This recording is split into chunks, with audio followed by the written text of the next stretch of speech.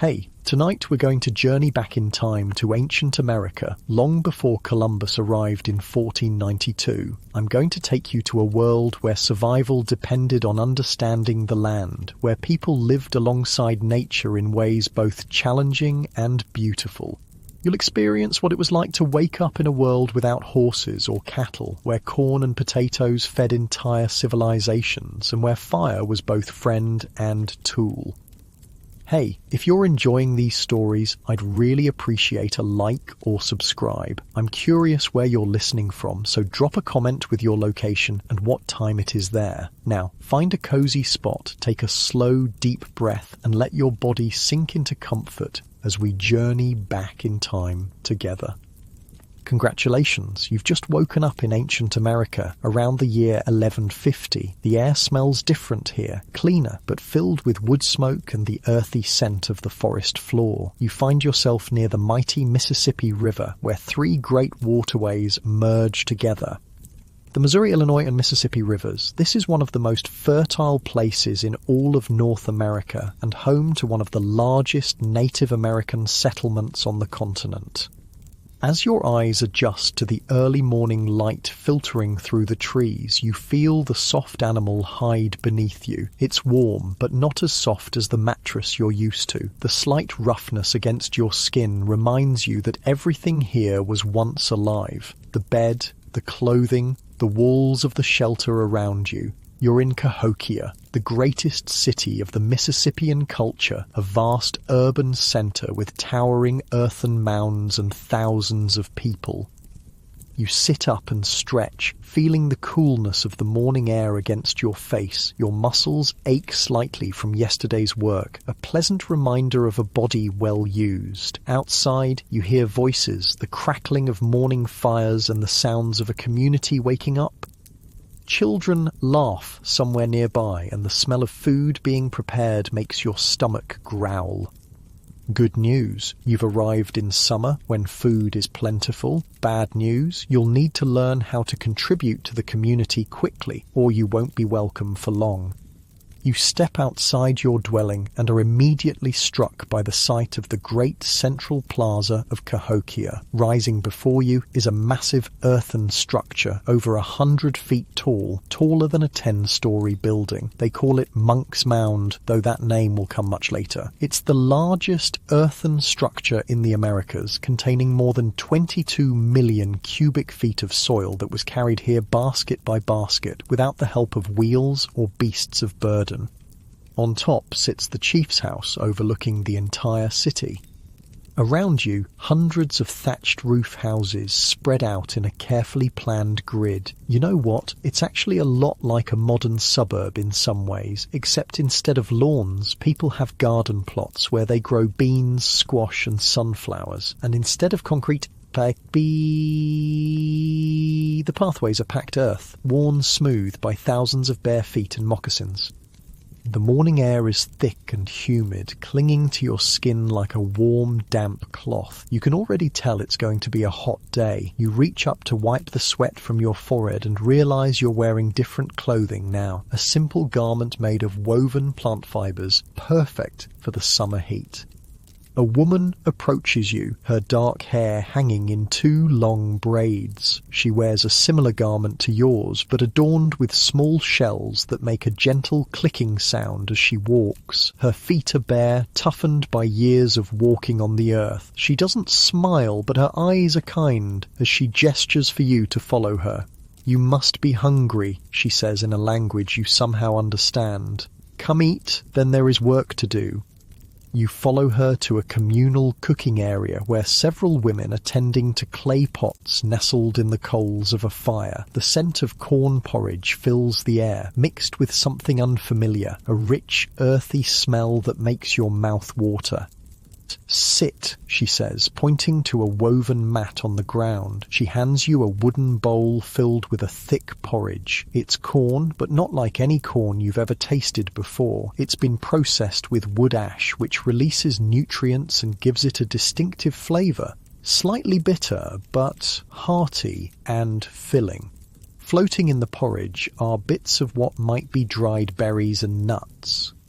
As you eat, you notice something interesting about the bowl in your hands. It's beautifully crafted, with intricate patterns etched into the wood. You run your fingers along the designs, geometric shapes that might tell a story you don't yet understand. The craftsmanship is remarkable, especially considering it was made without metal tools. Good? The woman asks, watching you eat. You nod, your mouth full. The food is strange but satisfying, and you realize how hungry you've been. As you finish, she takes the bowl from you and points toward the central plaza. Today, you will learn to work with corn, she says. We must prepare for the winter months. You follow her to a field just outside the main settlement. Here, tall green stalks of corn stretch as far as you can see. Women and older children move through the rows, tending to the plants with wooden tools. Some pull weeds, others check the growing ears of corn. The woman hands you a digging stick, a simple tool made from a hardwood branch, fire-hardened to a point at one end. This is how we plant, she explains, demonstrating how to make a small hole in the soft earth. The three sisters grow together, corn, beans and squash. The corn grows tall, the beans climb the corn and put good things in the soil, and the squash spreads along the ground to keep weeds away. You try your hand at the work, and immediately your back begins to ache. Without metal hoes or ploughs, farming is labour-intensive. You have to bend close to the ground, making hole after hole with your digging stick. The sun beats down on your neck and shoulders, and sweat trickles down your spine. Your hands, unused to such work, quickly develop painful blisters. Yet there's something deeply satisfying about it too. You're connected to the earth in a way you've never experienced before. You notice things you might have missed, the different textures of soil between your fingers, the subtle movements of insects among the plants, the way the corn seems to sigh and rustle in the slight breeze. As you work, the woman teaches you about the corn. This isn't like modern corn with its uniform yellow kernels. This corn comes in many colours: blue, red, white, yellow, and combinations of all these. Each type has a different purpose. Some for immediate eating, some for grinding into meal, some for storing through the winter. Corn is our mother, she explains as she skillfully moves through the field. Long ago, our ancestors found a wild grass, and over many generations, they changed it into what you see now. Without corn, we could not live in this place as we do. Without corn, we would have to always move, following the herds like our ancestors did.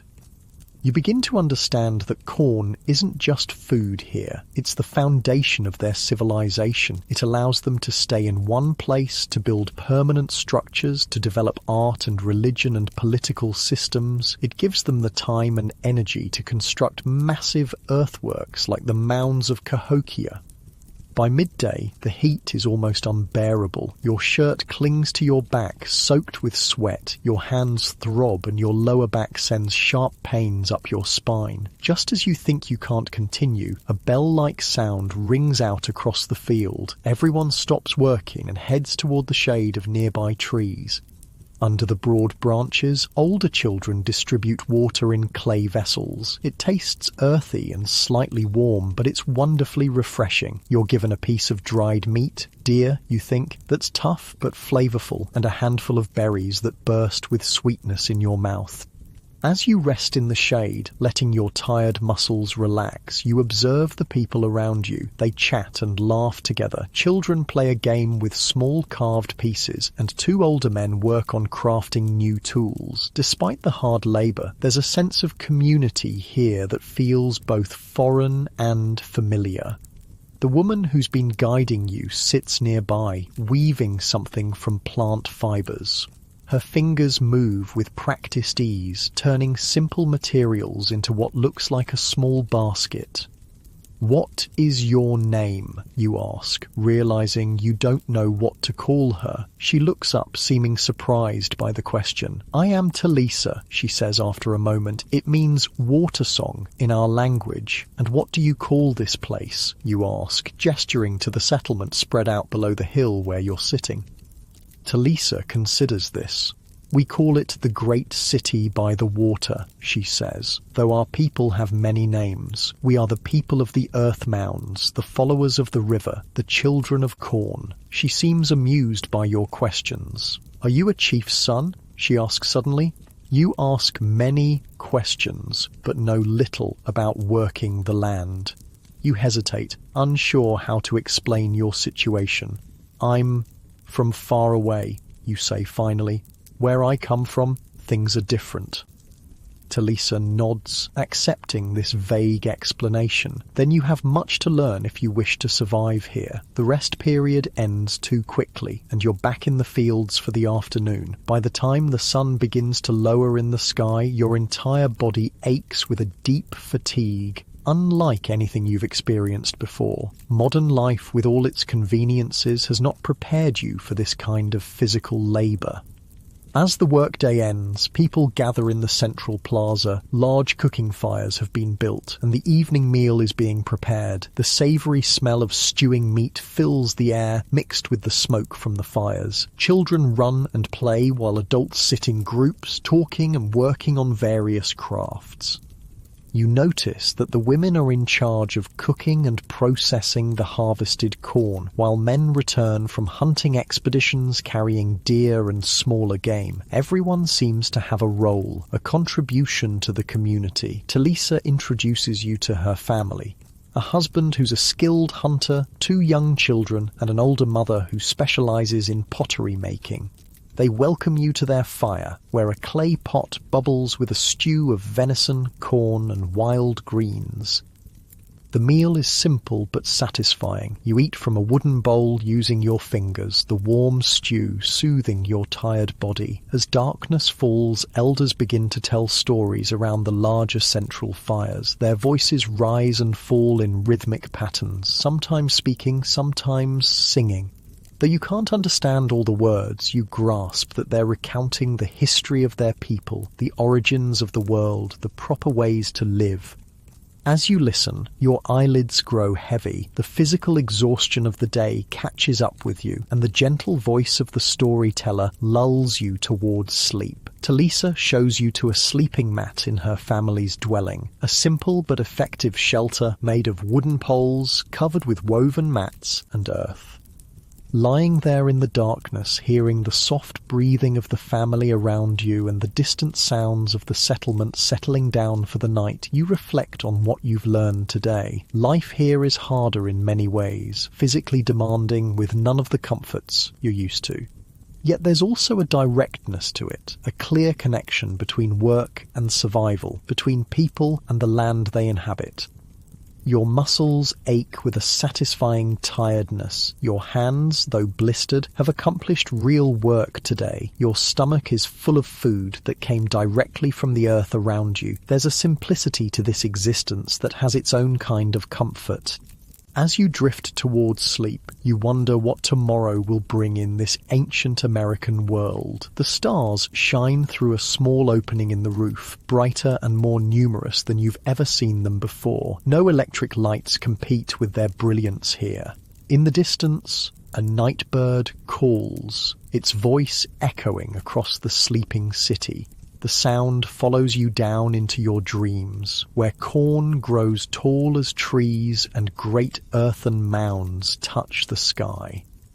The last thing you feel before sleep takes you completely is the steady, solid earth beneath you, the same earth that provides the corn, supports the mounds, and cradles this entire civilization in its fertile embrace. You are a part of it now, connected to this ancient place in ways you're only beginning to understand.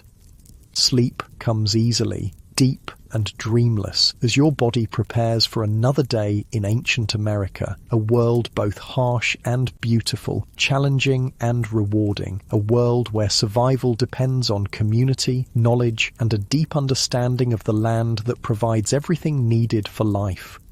You wake to the sound of movement in the dwelling. Opening your eyes, you see Talisa's family already up and preparing for the day. Your body protests as you sit up. Yesterday's fieldwork has left your muscles sore in ways you've never experienced before. Your palms, unaccustomed to the rough wooden tools, are raw and tender. When Talisa's husband notices you wincing as you flex your hands, he nods with understanding. "The first days are always the hardest," he says, his voice deep and resonant. "I am Kitchi. Today you will come with the hunters. Your hands need time to toughen. Relief washes over you. A different kind of work might give your blistered palms a chance to heal." But as you soon discover, hunting comes with its own challenges. After a quick breakfast of cold corn porridge and dried berries, you follow Kitchi and a group of 6 other men to the edge of the settlement. Each carries a bow made of carefully shaped wood with arrows tipped with flint points. Kitchi hands you a spare bow and a leather pouch containing several arrows. "Have you hunted before?" he asks, studying your face. You hesitate, not wanting to admit your complete inexperience. "Not like you do," you say finally. Kitchi nods, seeming to understand more than you've said. "Watch first, learn, stay quiet." The hunting party moves into the forest with a silence that amazes you. These men seem to float across the ground, placing each foot with deliberate care to avoid snapping twigs or rustling leaves. You try to imitate them, but your movements feel clumsy and loud in comparison. Every few minutes, one of the hunters glances back at you with a mixture of amusement and concern. The morning air is cool beneath the forest canopy, a welcome relief from yesterday's heat in the open fields. Sunlight filters through the leaves in dappled patterns, creating a cathedral-like atmosphere. Birds call from the branches above, and occasionally small animals rustle in the underbrush. After walking for what feels like several miles, Kitchi signals for the group to stop. He points ahead to a small clearing where several deer are grazing. The animals are no more than 50 yards away, their ears flicking occasionally to catch sounds, their tails twitching at insects. The hunters spread out silently, taking positions around the clearing. Kitchi motions for you to stay behind a large oak tree, indicating with hand gestures that you should remain absolutely still. Your heart pounds so loudly you worry the deer might hear it. You watch as the hunters prepare their bows with fluid, practiced movements. The anticipation is almost unbearable. The absolute silence, the focused intensity of the men, the unsuspecting deer continuing their peaceful grazing. When the first arrow flies, it happens so quickly you almost miss it. A soft twang of the bowstring, a whisper of air, and suddenly a deer buckles, an arrow protruding from behind its shoulder. The other deer freeze for a split second, then bound away, but not before 2 more arrows find their marks. 3 deer fall, while the rest of the herd disappears into the forest. The successful hunters let out soft whoops of satisfaction, while the others nod in respect. There's no disappointment among those who didn't make a kill. This is clearly a communal effort, not a competition. Kitchi approaches one of the fallen deer, a young buck with small antlers. He kneels beside it, places his hand on its flank, and speaks quiet words you can't quite hear. When he looks up at you, his expression is solemn. "We thank the deer for giving its life so that our people may live," he explains. "We honor its spirit by using everything it gives us: meat for food, hide for clothing and shelter, bones for tools, sinew for bowstrings." You watch as the hunters begin the process of field dressing the deer. Their movements are efficient and respectful, wasting nothing. They use stone knives with edges sharper than you would have thought possible without metal. Blood warms your hands as you help hold the deer's legs, and you're surprised by how little the sight bothers you. Here, there's no separation between the meat you eat and the animal it comes from. The connection is immediate and undeniable. Once the deer are prepared for transport, the men fashion carrying poles from young saplings. The deer are suspended from these poles, making it possible for pairs of hunters to carry them back to the settlement. You're assigned to help carry one of the smaller deer, and the weight of it surprises you. By the time you've walked half a mile, your shoulders burn with the effort. "Tomorrow," Kitchi says, noticing your struggle, "we will hunt differently. Today we hunted in the forest. Tomorrow we hunt on the prairie." Back at the settlement, the successful hunt is greeted with appreciation. Women come to take the deer, already discussing how they'll be prepared and distributed. You notice that nothing is wasted. Even the blood has been carefully collected in containers made from animal bladders. After cleaning up at a small stream that runs near the settlement, you join Kitchi's family for the midday meal. The conversation turns to tomorrow's hunt, which seems to hold special significance. "We will burn the prairie tomorrow," Kitchi explains, seeing your curious expression. "The old grasses are dry now. Burning them makes way for new growth that will bring the bison closer to our hunting grounds." "The bison are more dangerous than deer," adds an older hunter named Nahali, who has joined your group. "They can kill a man with their horns or trample him beneath their hooves, but one bison provides as much meat as many deer, and their hides make the best winter robes." That night, as you lie on your sleeping mat, you find yourself both anxious and excited about the next day's hunt. The deer hunting was challenging enough. How much more difficult would it be to take down an animal as large and powerful as a bison? And what would it be like to deliberately set fire to the landscape? The concept seems both terrifying and fascinating. Sleep comes more easily tonight, your body adapting to its new rhythms. Your dreams are filled with running deer and flickering flames. Morning arrives with a palpable sense of anticipation throughout the settlement. Today's hunt requires more preparation, and many people are involved. Women prepare extra water containers and food for the hunters, who might be gone overnight. Children help gather specific herbs that will be used in pre-hunt rituals. Elders offer advice and blessings to the hunting party. You join a larger group this time, 15 men, each carrying not only bows and arrows but also spears with stone points. Some carry small clay pots containing glowing embers, carefully tended to preserve the fire from the community hearth. Before departing, the hunters gather in a circle. An elder steps forward, his face painted with red and black designs. He carries a pipe, elaborately carved and decorated with feathers. After lighting the pipe with an ember from one of the fire pots, he offers it to the 4 directions: east, south, west, north, before passing it around the circle. Each hunter takes a ceremonial puff. When the pipe reaches you, Kitchi whispers instructions. Draw the smoke in lightly, then hold it in your mouth before releasing it. As you do, think of the bison, thank them for sustaining our people. The smoke has an unfamiliar herbal taste, not unpleasant but strong. As you exhale, you feel a subtle shift in the atmosphere, a deepening of the sense of purpose that surrounds this hunt. The hunting party sets out, heading west from the settlement toward the prairies that stretch beyond the forested river valleys. The landscape gradually changes as you walk, fewer trees, more open grassland. By midday, you've reached a vast expanse of prairie, tall grasses swaying in the breeze as far as the eye can see. In the distance, dark shapes dot the landscape. Bison, hundreds of them, grazing peacefully. The hunting party pauses on a small rise overlooking the prairie. Kitchi and the other leaders confer, studying the wind direction and the position of the bison herd. Finally, they divide the hunters into 3 groups. You stay with Kitchi's group, which will approach from downwind.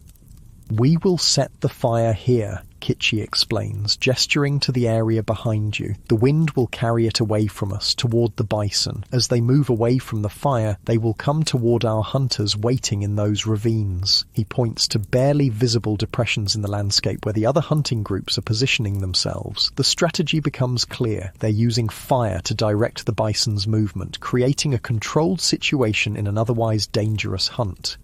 Several hunters begin the process of starting the fire. Using dried grass and small twigs as kindling, they transfer the embers from their fire pots to create small flames. They work methodically, starting fires at intervals along a line perpendicular to the wind direction.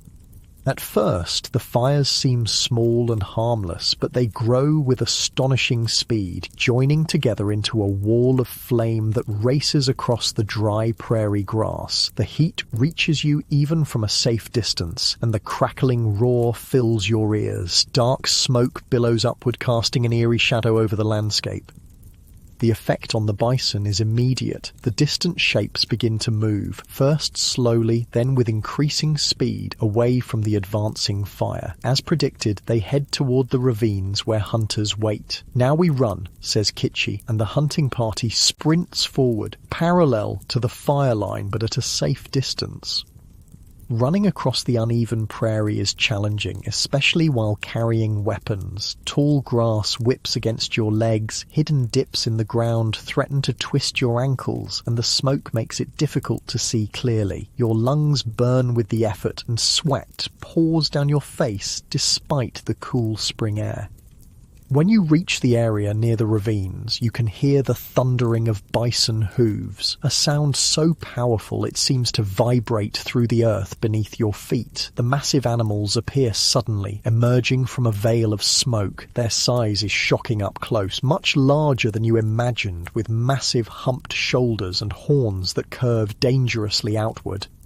The hunters position themselves strategically, using the landscape for cover. You follow Kitchi's lead, crouching behind a small rise. He signals for you to stay put, then moves forward with 3 other hunters, their movements coordinated without words.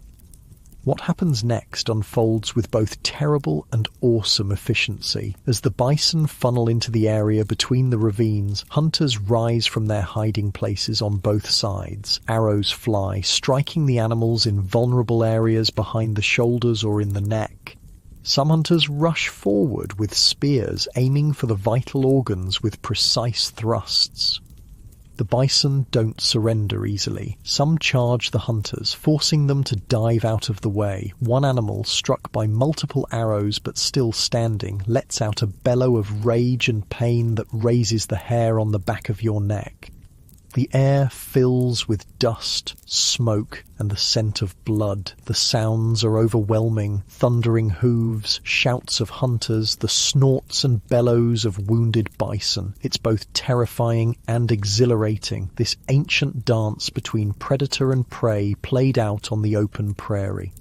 When it's over, 8 bison lie dead, and the rest of the herd has disappeared over the horizon. 2 hunters have minor injuries, one gored in the leg, another with a shoulder dislocated from a fall. But considering the danger involved, it seems miraculous that no one is seriously hurt.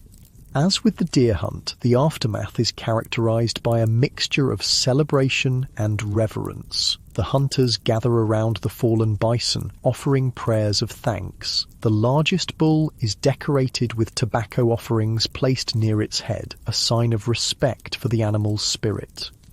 Then the real work begins. Butchering even one bison is an enormous task. 8 represents an extraordinary bounty that will require the entire community's effort. Some of the meat will be cooked immediately for a celebration feast, but most must be preserved through drying to create pemmican, a concentrated mixture of dried meat, fat, and berries that will help sustain the community through leaner times. Runners are sent back to the settlement to bring more people to help with processing the bison. While waiting for them to arrive, the hunters begin the initial butchering. You're assigned to help collect the blood in containers made from bison stomachs. Nothing will be wasted. As you work, Kitchi explains the significance of what you've just participated in. The prairie fire does more than help us hunt, he says. It renews the land. After the fire, new grass will grow, tender and sweet. This brings more bison, more deer, more life to our hunting grounds.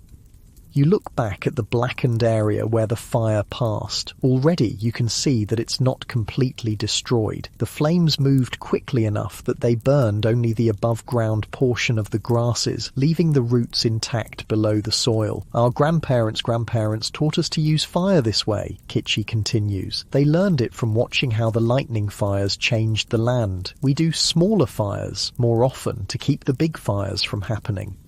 This perspective shifts your understanding of what you've witnessed. What might have seemed like a destructive act was actually a form of land management, a way of working with natural processes rather than against them. These people aren't just surviving in their environment.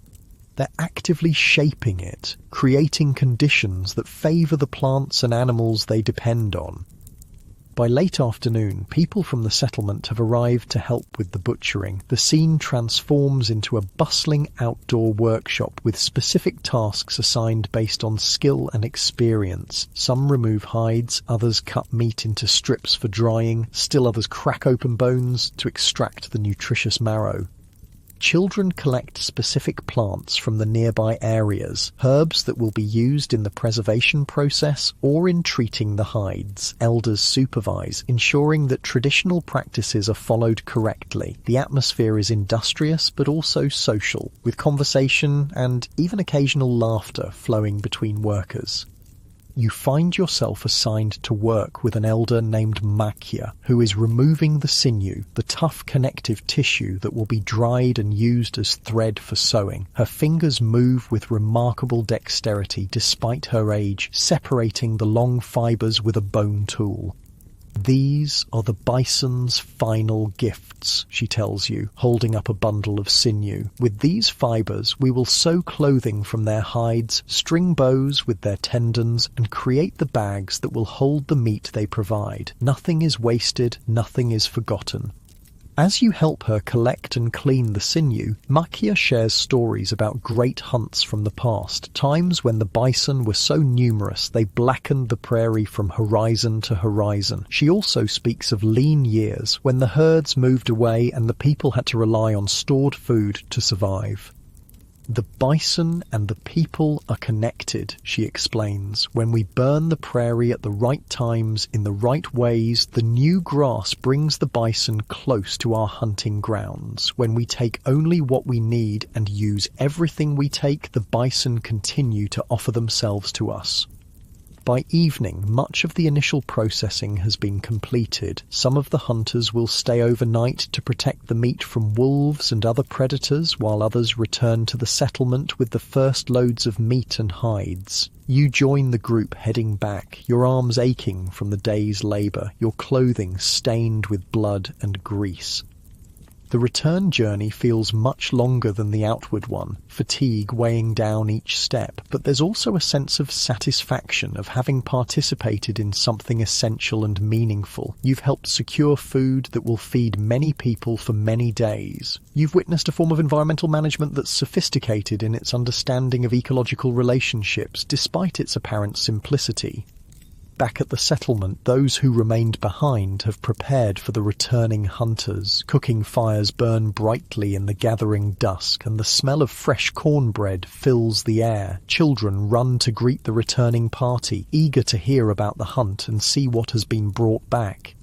That night, a celebration begins. Fresh bison meat, liver, heart, and choice cuts is cooked over open fires. Everyone in the community receives a portion, even those too old or young to have participated in the hunt or processing. There's a tangible sense of community, of shared purpose and shared bounty.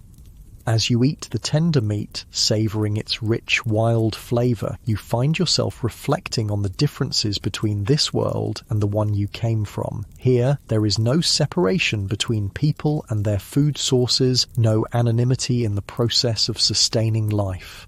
Every bite comes with knowledge of the animal that provided it, the fire that shaped the landscape where it grazed, the collective effort that transformed it from living creature to nourishing meal. After eating, people gather around the central fires. Drums appear, made from wood frames with stretched hides, likely from previous hunts. The rhythmic beating begins slowly, then picks up pace. Singers raise their voices in songs that seem to tell the story of the hunt, though you can't understand the words. Some of the hunters rise to dance, reenacting moments from the day, the setting of the fire, the running bison, the successful kills. Their movements are both literal and symbolic, communicating not just what happened, but the meaning behind it. You watch, mesmerized by the firelight on the dancers' faces, the shadows they cast against the earth mounds that rise behind them. This is more than entertainment. It's a way of recording history, of teaching, of reinforcing cultural values. As the night deepens and your exhaustion becomes overwhelming, you make your way back to Talisa and Kitchi's dwelling. Their children are already asleep, curled together on their sleeping mats. Talisa is still at the celebration, but Kitchi has returned and sits quietly in the doorway, gazing up at the stars. "You did well today," he says as you settle onto your sleeping mat. "Tomorrow you will help with the hides." The simple praise fills you with unexpected warmth. In this world, where survival depends on everyone's contribution, being useful is the highest form of belonging. Why did some of the bison meat go into those special containers, you ask, remembering how certain portions had been carefully set aside? "Those are for trading," Kitchi explains. "When the moon is full again, traders will come from the Great Lakes. They bring shells and copper for our bison meat and hides." This information surprises you. Somehow you hadn't considered that these people would engage in long-distance trade. It's another reminder not to underestimate the complexity of their society. "Rest now," Kitchi says, noticing your drooping eyelids. "The hides wait for no one." As you drift towards sleep, the distant sounds of drums and singing create a soothing backdrop. Your body aches from the day's exertions, but it's a good kind of pain, the kind that comes from useful work, from participating in something larger than yourself.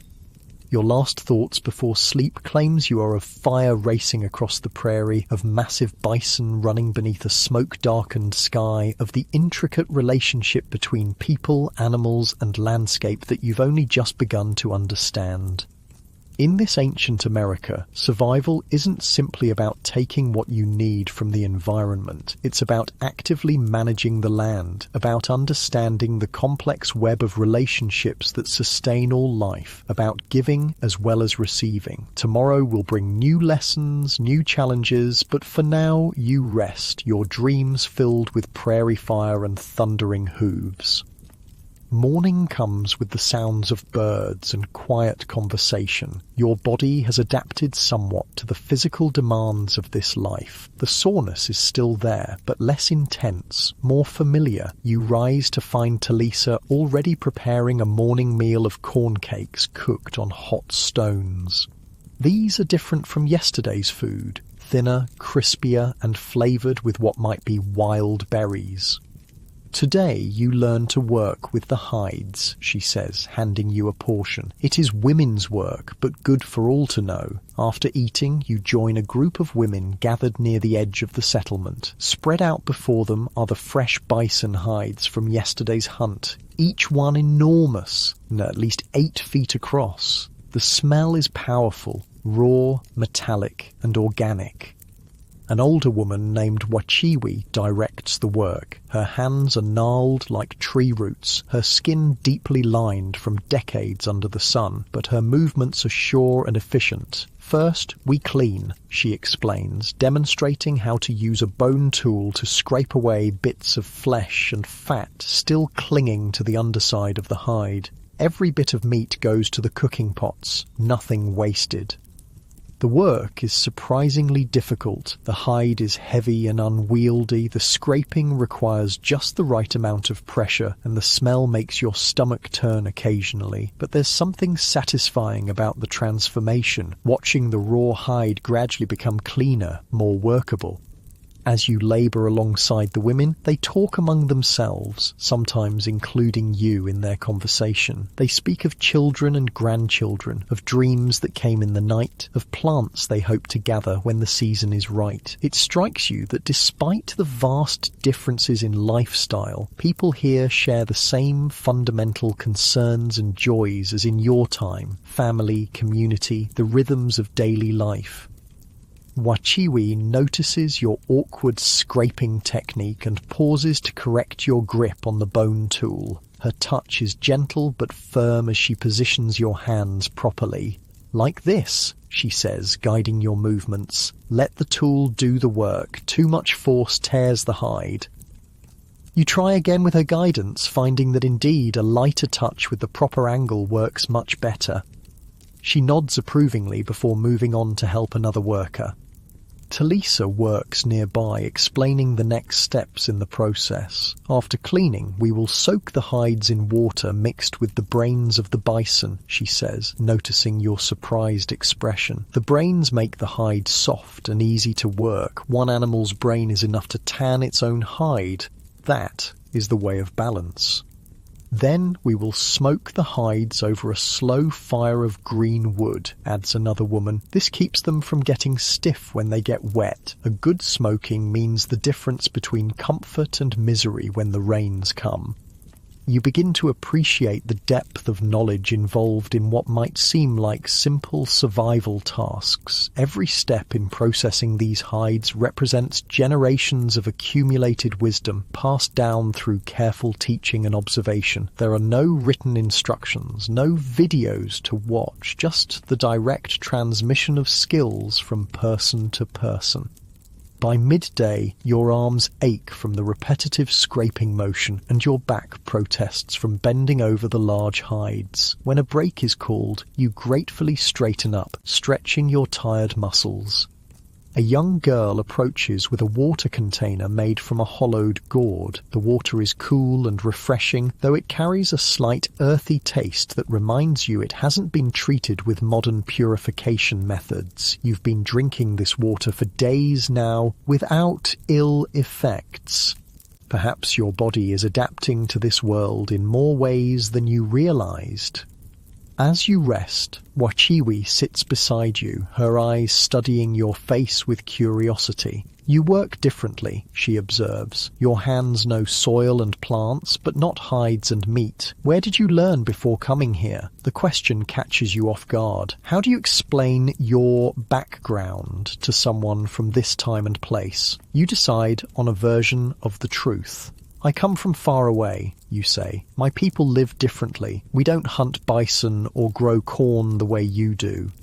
Wachiwi nods thoughtfully. "All people must eat, must clothe themselves," she says. "Different lands teach different ways." She seems satisfied with this explanation, accepting your difference without suspicion. The work continues through the afternoon. The cleaned hides are moved to large wooden containers where they'll soak in the brain solution overnight. Tomorrow they'll be rinsed in the river, stretched on frames, and smoked to complete the tanning process.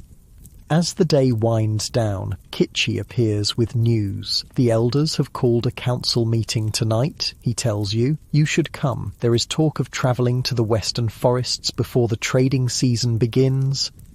That evening, after another meal of bison meat and corn, people gather in a large circular structure near the central mound. Unlike the family dwellings, this building has open sides with a roof supported by thick wooden posts. In the centre, a fire burns in a clay-lined pit, its smoke rising through an opening in the roof.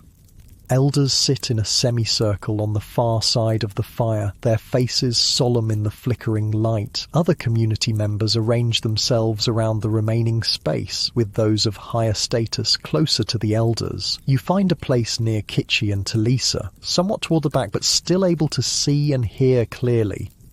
The council begins with the smoking of a ceremonial pipe, similar to what you witnessed before the hunt. Then an elder rises to speak, his voice carrying clearly despite his age. "The time approaches for our journey to the western forests," he announces. "The moon of new leaves is upon us, and we must gather wood for our tools and buildings before the trading season."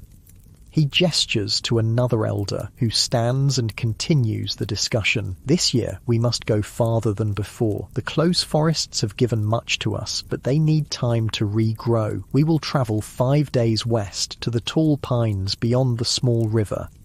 This news generates murmurs among the gathered people. A 5-day journey is significant, requiring substantial preparation and presenting various challenges. Different voices rise, asking questions or offering suggestions about who should go, what supplies are needed, how many canoes to take. You listen, fascinated by this window into their decision-making process. It's not simply the elders dictating what will happen. There's genuine discussion, with people of various ages and roles contributing their knowledge. You notice that women's voices are heard with the same respect as men's, particularly when discussing practical matters of food supplies or medicine that might be needed. Eventually, a consensus emerges. A party of 30 people will make the journey, enough to harvest and transport the needed wood, but not so many that the settlement's other work will suffer. They will depart in 3 days after sufficient food has been prepared for the journey. As the meeting concludes, Kitchi turns to you. "You will come with us," he says. It's not quite a question, but not quite a command either. It is good to see different lands, to understand how all things connect. The next 2 days are filled with preparations. Women prepare pemmican, a concentrated mixture of dried bison meat, fat and berries that will provide sustenance during the journey. Men inspect and repair canoes made from hollowed logs, sealing cracks with pine resin. Children help gather specific plants that will be needed for medicine or repairs along the way. You're assigned to help an elder named Ahanu, who is crafting new paddles for the canoes. Under his patient guidance, you learn to use stone adzes and scrapers to shape the wood, transforming straight saplings into functional tools. The wood tells you what it wants to become, Ahanu explains, showing you how to work with the grain rather than against it. Listen with your hands. At first, this sounds like mystical talk, but as you work, you begin to understand. Different pieces of wood have different qualities. Some are harder, some more flexible, some prone to splitting if cut the wrong way. By paying close attention to these characteristics, you can either work in harmony with the wood's nature or fight against it. The morning of departure arrives clear and cool, with mist rising from the river as the travelling party gathers at the shore. 6 canoes wait, loaded with supplies. You're assigned to Kitchi's canoe, along with Ahanu and 2 younger men named Tokala and Hinto. Farewells are exchanged. Not emotional partings, but practical wishes for good hunting and safe returns. Talisa hands Kitchi a small pouch of what appears to be medicine, their fingers touching briefly in a moment of quiet intimacy. Then you're on the water, kneeling in the middle of the canoe as the others paddle. The vessel moves with surprising speed and stability, responding to subtle shifts in the paddler's rhythm. The sensation is both exhilarating and peaceful. The gentle rocking motion, the sound of water lapping against the wood, the changing shoreline sliding past. The first day's journey follows the main river westward. The landscape is mostly familiar, similar forests and occasional clearings to what surrounds the settlement. You pass several smaller villages where people wave or call out greetings from the shore. That night, camp is made on a sandy bank. No permanent shelters are built, just simple lean-tos of branches and hides to provide minimal protection. Food is shared from the communal supplies, and stories are told around the fire. You listen, picking up words and phrases in their language, gradually understanding more of their conversation. The second day brings a change in the river. It narrows and quickens, requiring more skillful navigation. Several times the canoes must be carried around rapids or fallen trees that block the way. These portages are exhausting. The canoes are heavy, the terrain often difficult, and the insects relentless in their attention to your sweat-soaked skin. By the third day, you've left the main river, turning onto a smaller tributary that flows from the northwest. The water here is clearer, colder, and the landscape begins to change. The familiar deciduous forests give way to more conifers, pine, spruce, and fir trees growing tall and straight. These are what we seek, Ahanu tells you, pointing to particularly tall, straight pines. For building, for tools, for canoes. The forests near our home have many trees, but not these special ones. On the fourth day, the tributary becomes too shallow for the canoes. The remainder of the journey must be completed on foot. The group establishes a base camp where the canoes are secured and most supplies left under guard. Only essential tools and food are carried for the final leg of the journey. The forest you enter is different from any you've seen before, cathedral-like in its dimensions, with massive pine trees stretching toward the sky. Their trunks rise straight and true for 50 feet before the first branches appear. The forest floor is carpeted with needles that muffle your footsteps, creating an atmosphere of hushed reverence. These trees remember the time before people, Ahanu says quietly, running his hand along a trunk wider than his arm span. They have seen many generations come and go. The harvesting process is not what you expected. Rather than cutting indiscriminately, the party moves through the forest with careful deliberation. Ahanu and other elders inspect many trees before selecting specific ones for harvest. They consider not just size and straightness, but also position, choosing trees whose removal will create beneficial openings in the canopy for younger trees to grow. Before each tree is cut, a small offering is placed at its base. Tobacco, beads, or small carvings. Words of thanks are spoken, acknowledging the tree's sacrifice. Then the work begins, with stone axes making careful cuts at the base. It's slow, labour-intensive work, but the men approach it methodically, taking turns to avoid exhaustion. When a tree finally falls, there's no celebration, only focused attention on the next stage of processing. Branches are removed and the trunk is cut into manageable sections that can be carried back to the canoes. Nothing is wasted. Even the smaller branches are bundled for use as kindling or crafting material. As the day progresses, you notice something interesting about this forest. Despite being far from the settlement, it doesn't feel entirely wild. There's a subtle order to it, areas where the understory has been thinned, creating park-like spaces between the massive trees. In some places, you spot the charred remains of old fires, but the trees above show no damage. Have people burned this forest? You ask Tokala as you help him strip bark from a fallen trunk. He nods. Every few seasons, when the forest floor grows too thick, small fires clear the dead wood and brush but don't harm the big trees. This prevents the big fires that destroy everything. Like the prairie fires, you realize aloud. Yes, Tokala agrees. Fire is a tool, like an axe or a bow. Used wrongly, it destroys. Used wisely, it helps the land stay healthy.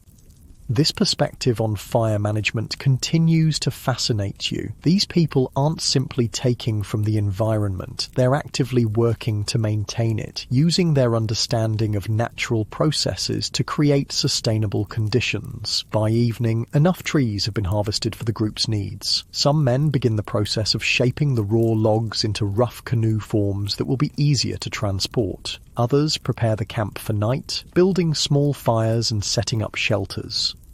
After eating, you find yourself sitting with Ahanu near one of the fires. The old man seems contemplative, staring into the flames with a distant expression. These forests are changing, he says eventually. When I was a boy, we didn't need to travel so far to find good trees. The spirits of the trees speak to me in my dreams sometimes. They worry. What do they worry about? You ask. Ahanu sighs. That people forget the balance, that we take more than we give back. He looks at you directly. I have heard stories from traders who travel far. They speak of a people in the western mountains who cut down all their trees and could not live in their valley anymore. The soil washed away, the water dried up, and they had to leave their homes. You recognize this as a reference to the Anasazi, whose civilization in Chaco Canyon collapsed partly due to environmental factors, including deforestation. How do your people avoid that fate, you ask? We listen. Ahanu says simply, to the land, to the animals, to the memories of our ancestors. When the bison move, we follow. When the forest needs rest, we go elsewhere. We take only what we need, and we give back with fire, with planting, with respect. He picks up a handful of pine needles, letting them filter through his fingers. All things are connected. The trees clean the air we breathe. They hold the soil that grows our corn. Their roots guide the water that fills our rivers. If we harm one part, all parts suffer. This ecological understanding, expressed without scientific terminology but deeply insightful nonetheless, makes you wonder about your own society's relationship with the environment. These people, often labelled primitive in modern historical accounts, possess a sophisticated understanding of environmental systems that developed through generations of close observation and cultural knowledge. The night deepens around you, stars appearing in breathtaking profusion through gaps in the forest canopy. The fires burn low and people begin to seek their sleeping places. You find a spot beneath a towering pine, the ground softened by generations of fallen needles. As you drift towards sleep, the forest speaks in its own language, the soft sighing of wind through high branches, the occasional call of a night bird, the distant hooting of an owl. These sounds have remained essentially unchanged for thousands of years, connecting you to all who have slept in these woods before. Morning brings a light mist that clings to the forest floor, giving the trees an ethereal quality as they disappear into whiteness above. The camp stirs to life gradually, people moving with the quiet efficiency that comes from long practice. After a quick meal, the work of transporting the harvested wood begins. It's physically demanding. Each log must be carried through uneven forest terrain back to the waiting canoes. Everyone participates, working in teams to manage the heavier pieces. By midday, you reach the base camp where the canoes wait. The logs are carefully loaded, balancing the weight to maintain stability on the return journey. Some of the smaller, straighter pieces are set aside for making new spears and arrows. These will be distributed among the hunters when you return to the settlement. The return journey flows more swiftly, travelling with the current rather than against it. At night, camped along the river, there's a sense of accomplishment among the group. Songs are sung, stories shared more freely than during the outward journey. One evening, a young man named Keme brings out a small flute made from a hollow bird bone. The melody he plays is hauntingly beautiful, simple yet profound, rising and falling like the river itself. Others join in, some singing, some tapping rhythms on improvised drums made from stretched hide over wooden frames. In these moments, you glimpse another dimension of their culture beyond mere survival. Despite the constant work required to sustain life, they've created space for beauty, for art, for the expression of deeper emotions and connections.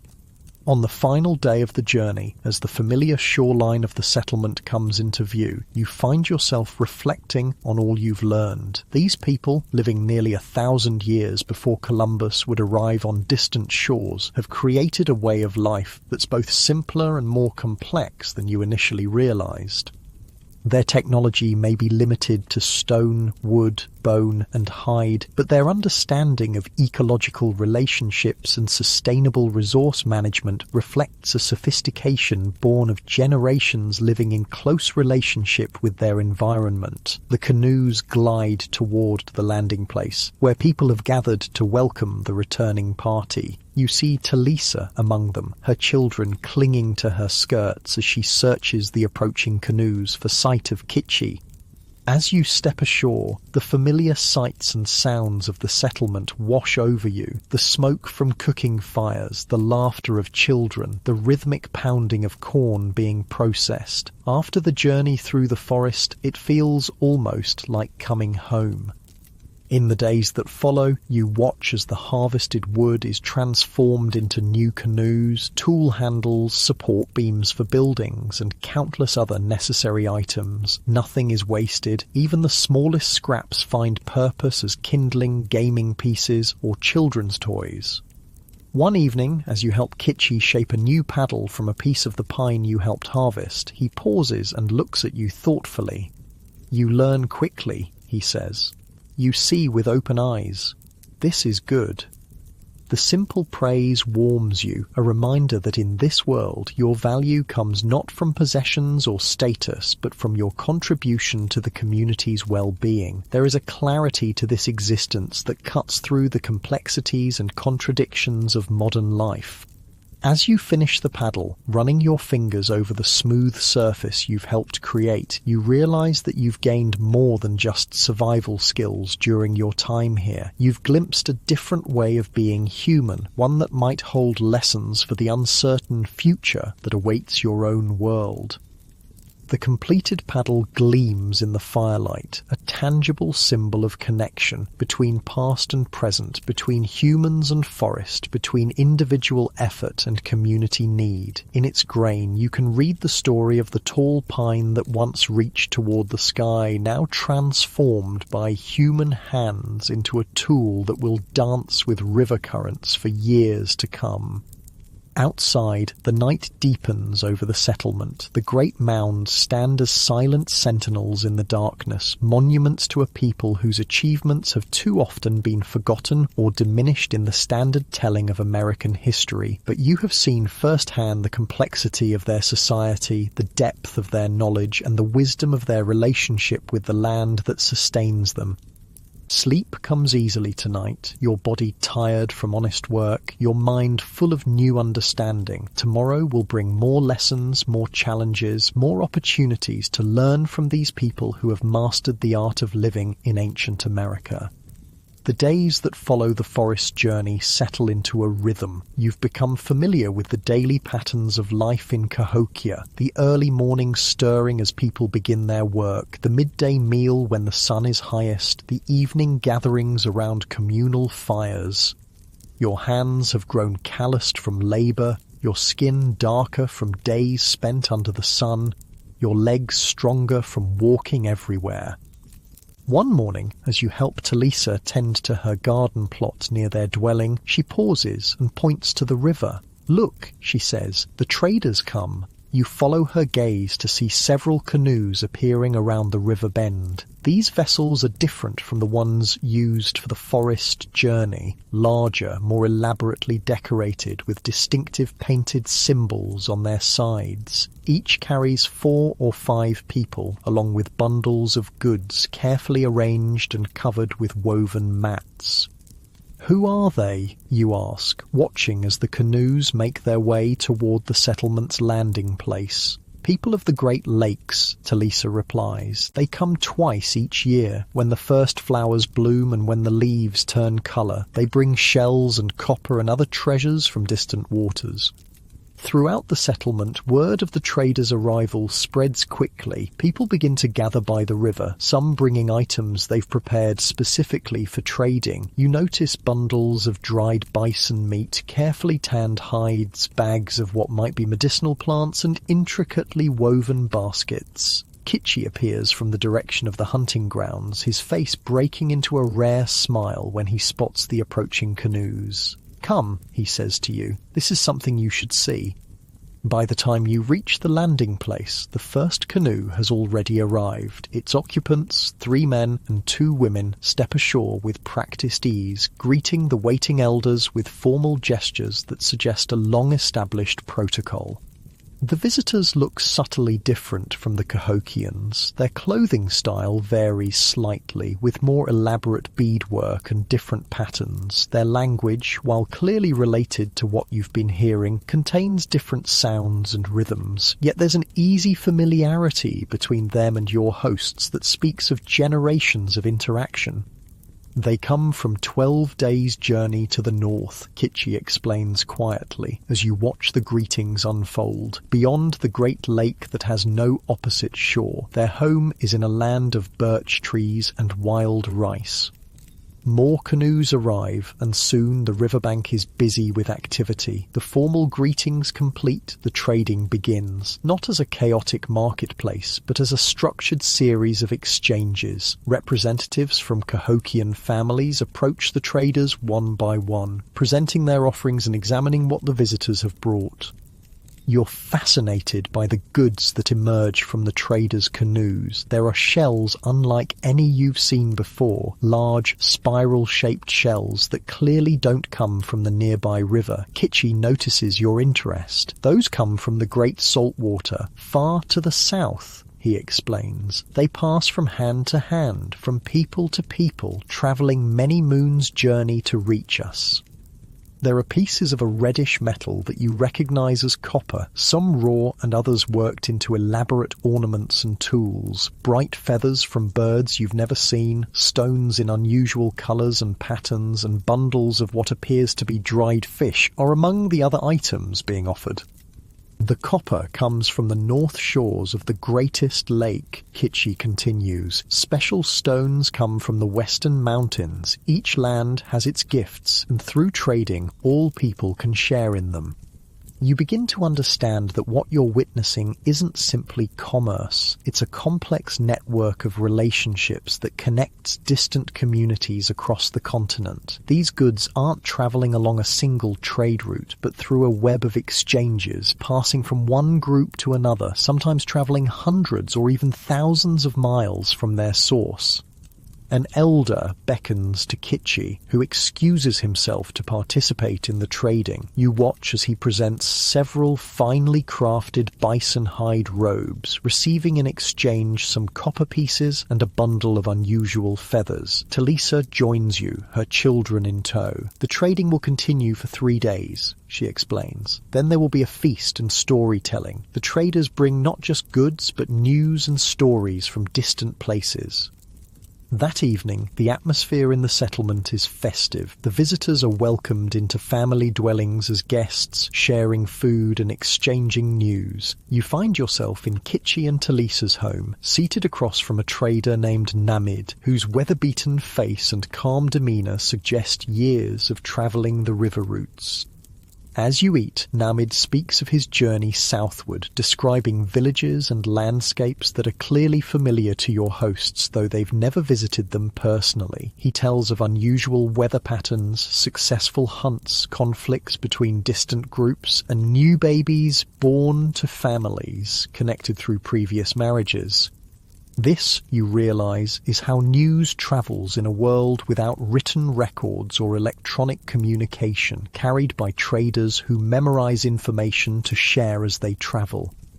Later, as the children drift off to sleep, the conversation turns to more serious matters. Namid mentions that one of the northern villages has experienced a poor harvest, with disease affecting their corn crops. This leads to a discussion of how to adjust trading patterns to ensure the affected community receives the food they need. 3 summers ago, our crops failed, Kitchi reminds the others. The people of the river mouth brought us corn when our children were hungry. Now we must do the same for the northern lake people. The matter-of-fact way they discuss sharing resources with distant communities impresses you. There seems to be an understanding that mutual aid isn't charity, but a form of insurance. Helping others in need creates relationships that will provide support when your own community faces challenges. The next morning, you're invited to accompany Kitchi to observe more of the trading. As you approach the river, you notice that some exchanges are happening away from the main group, with individuals meeting privately to trade specific items. Not all trading happens where everyone can see, Kitchi explains when you ask about this. Some knowledge is only for certain eyes. Medicine ways, spiritual objects, songs of power. These are exchanged between those who understand their proper use. This adds another layer to your understanding of the trading system. It's not just physical goods that move along these networks, but also knowledge, cultural practices, and spiritual concepts. Throughout the day, you observe the careful negotiations that characterize the trading process. There is no common currency, no coins or paper money, yet people seem to agree on the relative value of different items. A particularly fine bison robe might be worth several pieces of worked copper. A bundle of specialized medicinal herbs from the southern swamps might exchange for a quantity of flint from specific quarries. How do they know what things are worth? You ask Ahanu, who has joined you in watching the proceedings. The elder considers your question thoughtfully. Value comes from many things, he says. How far something has travelled, how difficult it was to make or find, how rare it is, how necessary for life. He gestures toward a trader displaying a string of unusual blue beads. Those stones come from mountains 10 moons' journey to the southwest. Few people know the way there and back. Their rarity makes them valuable. As the day progresses, you notice that not all the trading involves physical goods. Some exchanges seem to be promises or agreements, commitments to future actions or alliances. One elder from Cahokia presents a specially marked arrow to a northern trader who receives it with formal solemnity before placing it carefully in a decorated case. That is a marriage agreement, Ahanu explains, seeing your curious look. The elder's granddaughter will marry the trader's nephew when the leaves fall. The arrow carries the promise. This glimpse into the diplomatic aspects of trade expands your understanding further. These networks don't just move goods, but also create and maintain relationships between communities, marriage alliances, peace agreements, mutual aid pacts. By the afternoon, the focus shifts from trading to cultural exchange. In the central plaza, visitors display skills from their homeland. A woman demonstrates a distinct pottery technique, shaping clay with remarkable speed and precision. A man shows a different method of flint knapping, producing stone tools with a style unfamiliar to the Cahokians. Children from both groups play together, teaching each other games from their respective communities. Talisa finds you watching a northern woman weaving a pattern you haven't seen before. Every time the traders come, we learn new things, she says. New patterns, new stories, new songs. This is how knowledge travels. You realize that what you're witnessing is a form of cultural cross-pollination. Innovations and ideas don't stay isolated within single communities, but spread through these trading networks, allowing adaptations and improvements to move across vast distances.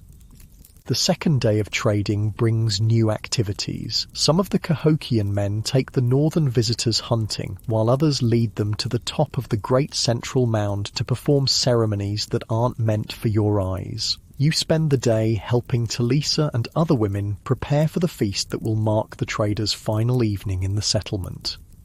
This preparation offers its own window into the trading network. The meal will include not just local foods, but ingredients that have come from far away. Salt from distant springs, nuts that don't grow in the local forest, spices with distinctive flavors. Talisa shows you a small clay jar containing a dark, rich substance.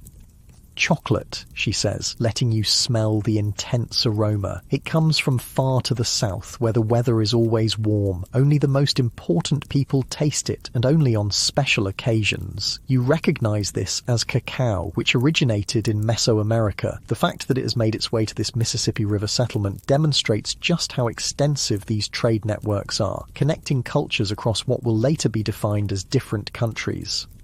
That evening, the feast unfolds with elaborate ceremony. Food is shared according to strict protocols, with elders and important visitors served first. Musicians play flutes made of bone and drums of stretched hide, their rhythms setting a ceremonial pace to the proceedings. After eating, the formal storytelling begins. Designated speakers from both communities take turns sharing tales, some clearly ancient myths passed down through generations, others more recent accounts of noteworthy events or people. The stories are performed as much as told, with dramatic gestures, changes in voice, and sometimes multiple people playing different roles. One northern trader shares a story about a journey to the western mountains, describing landscapes so different from the river valley that they seem almost fantastical. Towering peaks covered in snow even in summer, valleys where water emerges hot from the ground, forests of trees so massive that 10 men holding hands cannot encircle their trunks. You realise he's describing the Rocky Mountains, and features like geysers and giant sequoias places thousands of miles from where you sit. Though he's clearly never been there himself, the details have the slightly exaggerated quality of information passed through multiple tellings. The core geography is recognisable. These oral traditions preserve and transmit knowledge of distant lands with remarkable accuracy. A Cahokian elder follows with a story of the settlement's founding, speaking of ancestors who followed a vision to this confluence of mighty rivers. The tale weaves together practical considerations, fertile soil, abundant fish, accessible transportation routes, with spiritual elements about signs from the spirit world and guidance from animal helpers. As the night deepens and the stories continue, you find yourself mesmerized by this ancient form of entertainment and education. Without books, films, or digital media, these communities have developed oral traditions of extraordinary richness and complexity. The stories contain practical knowledge, moral lessons, historical records, and spiritual teachings, all wrapped in narratives designed to be memorable and engaging. The final day of the trader's visit has a different character. The serious business concluded, there's time for celebration and games. Young men from both groups engage in friendly competitions, foot races, wrestling matches, tests of accuracy with bow and arrow. Women compare their skills in weaving, pottery, and identifying medicinal plants.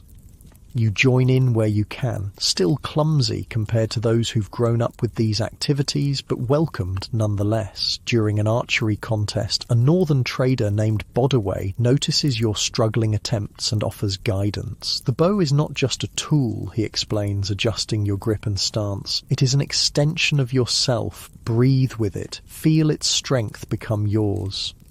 Under his patient instruction, your accuracy improves noticeably. When you finally hit near the centre of the target, a bundle of grass attached to a tree trunk, Bodaway nods with approval. You learn quickly for someone not raised with the bow, he observes.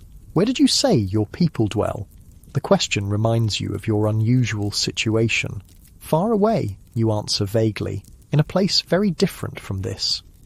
Bodaway studies your face for a moment, then smiles slightly. All people are connected, no matter how distant their homes, he says. That is what trading teaches us. By late afternoon, the visitors begin preparing for their departure. The canoes are loaded with the goods they've received in trade: bison robes, dried meat, specialized stone tools, woven baskets, and medicinal plants that grow only in this region. In return, they've left copper, shells, unusual stones, feathers, and other items from distant places. The farewell ceremonies are as formalized as the welcome was. Gifts are exchanged between leaders, promises made for future visits, messages entrusted for delivery to other communities along the trader's route home. You watch as Kitchi presents a specially crafted pipe to one of the northern elders, a gift that clearly carries significant meaning based on how reverently it's received.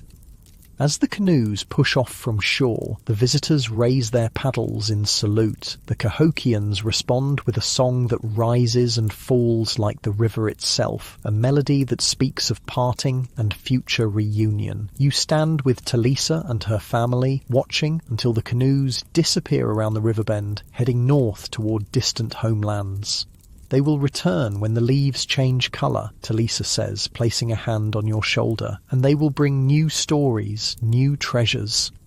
That evening, as the community settles back into its normal rhythms, you find yourself sitting with Kitchi and Ahanu near a small fire outside their dwelling. The trading days have given you a new perspective on this ancient world, not as isolated communities struggling for survival, but as parts of a vast interconnected network spanning the continent. The trading connects all people, Ahanu says, seeming to read your thoughts. From the great salt water in the east to the shining mountains in the west, from the northern ice to the southern jungles, no community stands alone. Have you travelled to these distant places? You ask, curious about how far these people might range from their home settlement. Kitchi shakes his head. I have gone 5 days' journey in each direction, but no further. The world is too vast for one person to see all of it, but through trading we know of places our feet will never touch, people our eyes will never see. Ahanu adds another piece of wood to the fire, watching as the flames leap higher. My grandfather's grandfather once travelled to the great salt water in the south, he says. He brought back shells and strange fruits and stories of people who build on islands of mud in the water. His journey took one full cycle of seasons, and many thought he had died before he returned. This glimpse of long-distance travel in the pre-Columbian era fascinates you. Without horses or wheeled vehicles, such journeys would have been enormous undertakings. Yet clearly some individuals did venture far from their homelands, expanding geographical knowledge and establishing new connections. How do traders find their way through unknown lands, you ask? Without maps, or you catch yourself before mentioning compasses or GPS. The rivers are the great paths, Kitchi explains. They connect all places, and once learned, their patterns guide the traveller. The stars show direction at night, the sun during day, and each region has its landmarks, unusual mountains, distinctive trees, unique rock formations. And there are markers, Ahanu adds, signs left by travellers who came before, arrangements of stones, carvings on trees, paths worn into the earth. Those who travel regularly between certain places maintain these markers for those who follow. You're struck by the sophistication of this navigation system. Developed without written maps or magnetic compasses, it relies instead on close observation of natural features, astronomical knowledge, and cooperative maintenance of route markers. A different kind of technology, but effective nonetheless. As darkness settles more deeply around you, the conversation turns to what the traders brought besides physical goods. Ahanu mentions new songs that will be added to ceremonial occasions. Kitchi speaks of news about changing hunting patterns far to the north, information that might influence when and where the Cahokians direct their own hunting efforts in the coming season. The most valuable things that move along the trading paths cannot be held in the hand, Ahanu says thoughtfully. Knowledge, stories, warnings, blessings, these travel with the traders and change the lives of those who receive them.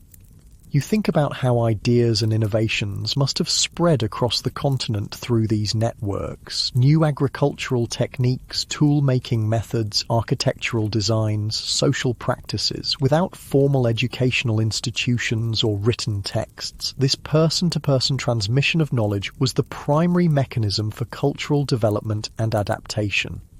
As the fire burns low and the night grows cool, you find yourself reflecting on how this ancient trading system compares to the global networks of your own time. Despite the vast technological differences, you can see fundamental similarities. The way economic exchange creates social connections, how goods and ideas travel together, the importance of trust and reputation in maintaining relationships across distances. Tomorrow, Kitchi says, as you prepare to seek your sleeping mat, we will sort what was gained in the trading. Some items will go to the temple, some to the chief's house, others to families based on their needs and contributions. This glimpse into the distribution system adds another layer to your understanding. The trading isn't just external between communities, but also internal, with mechanisms for allocating resources within the settlement according to some combination of status, need, and merit. Sleep comes easily after the excitement of the past 3 days. Your dreams are filled with canoes travelling endless rivers, carrying shells and copper and stories between distant shores. In these dreams, you see the entire continent as it was in 1150, not divided by political boundaries or carved into private property, but connected by waterways that serve as highways for the movement of goods, people, and ideas. You see great settlements along these waterways, some like Cahokia with its impressive earthen mounds, others with different architectural styles reflecting local materials and cultural preferences. Between them flow the rivers of trade, pulsing with movement like blood vessels in a living organism, keeping the whole system vital and responsive to changing conditions. When you wake the next morning, these dream images linger, giving you a new appreciation for the sophisticated world you've been experiencing. This isn't a primitive society barely surviving, as popular imagination often portrays ancient Native American life. It's a complex civilization with extensive trade networks, specialized production, social stratification, monumental architecture, and rich cultural traditions, all developed without metal tools, wheeled vehicles, or draft animals. As you join Talisa and her family for the morning meal, you notice new items in their dwelling. A small piece of copper shaped into a decorative pin, unusual feathers added to a ceremonial object hanging on the wall, a string of blue stone beads that Talisa is weaving into her daughter's hair. "From the trading," she explains, seeing your interest. "Kitchi traded well for our family." Outside, the settlement is returning to its normal activities. People work in the garden plots, process materials for crafts, prepare food, and tend to children. But there's a subtle difference now. New items incorporated into daily life, new stories being shared, new knowledge being integrated into the community's collective wisdom. You realise that what you've witnessed is not just an economic event, but a cultural renewal, a periodic infusion of fresh ideas and materials that helps keep the society vital and adaptive. Through the trading networks, each community maintains connections to the broader world, preventing isolation and stagnation. As you move through the day, helping with various tasks and continuing to learn the ways of this ancient place, you carry with you this expanded understanding of pre-Columbian America, not as scattered groups surviving in isolation, but as an interconnected web of communities, engaged in constant exchange and communication across a vast and varied landscape. The rivers continue their timeless flow past the settlement, carrying occasional canoes up and down stream, local hunters, fishers, messengers between nearby villages. You watch them now with different eyes, seeing each waterway as part of the complex transportation network that binds together the ancient American world. That night, as you lie on your sleeping mat listening to the sounds of the settling community, you reflect on how much your perspective has changed since you first arrived here. The ancient America you're experiencing is far more sophisticated, connected, and dynamic than you ever imagined. A world with its own technologies, economies, and social systems perfectly adapted to the environment and resources available. Sleep approaches, bringing with it dreams of distant mountains, great lakes, and wide prairies, all connected by the flowing rivers of trade that carry goods, ideas, and stories across the vast tapestry of ancient America. Tomorrow will bring new lessons, new understandings, but for now, you rest, cradled in the knowledge of a world both simpler and more complex than the one you left behind. The waning moon has completed nearly a full cycle since your arrival in ancient America. You've worked in the cornfields, hunted on the prairie, travelled to distant forests, and witnessed the trading networks that connect far-flung communities. Your hands, once soft, now carry calluses earned through labour. Your eyes, once accustomed to electric lights and digital screens, have adjusted to reading the subtle signs of nature and the nuanced expressions of people whose language you're still learning. But there is one aspect of life in Cahokia that remains somewhat mysterious to you, the spiritual practices and ceremonies that seem to weave through everything, yet remain partially hidden from your full understanding. You've noticed the regular offerings made before hunting, the expressions of gratitude for harvested plants, the reverence shown to certain animals. You've observed how specific mounds appear aligned with celestial events, how elders watch the sky with careful attention, how certain spaces within the settlement seem reserved for special purposes. Your opportunity to learn more comes unexpectedly one evening when Kitchi returns from a meeting with the elders. His expression is both solemn and excited as he speaks to Talisa in low tones. She listens intently, nodding occasionally, then turns to look at you. The green corn ceremony begins tomorrow with the new moon, she tells you. Kitchi says you should participate. It is time you understand this part of our life. That night, sleep comes fitfully as you wonder what this ceremony might entail. You've gathered that it marks the first harvest of young corn, but the secretive way people speak of it suggests deeper significance. Morning arrives with a different rhythm to the settlement.